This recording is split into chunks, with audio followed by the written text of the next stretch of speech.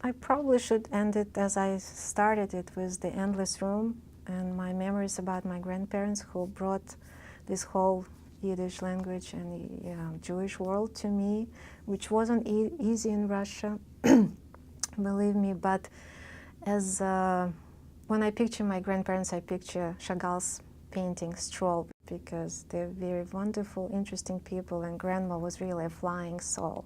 Just as she loved Shalom Aleichem, she was taking life with humor.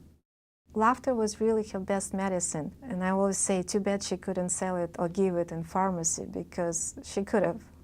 Just like Wandering Stars, they were separated for 10 years after the war, and they reunited, and there were other sad events in their life. Their parents were killed, their brothers and sisters were killed in the war, they lost everything, they never returned to their home in Kiev. All that, she was taking it all with a little bit of humor, a little bit of smile, a little bit of laughter.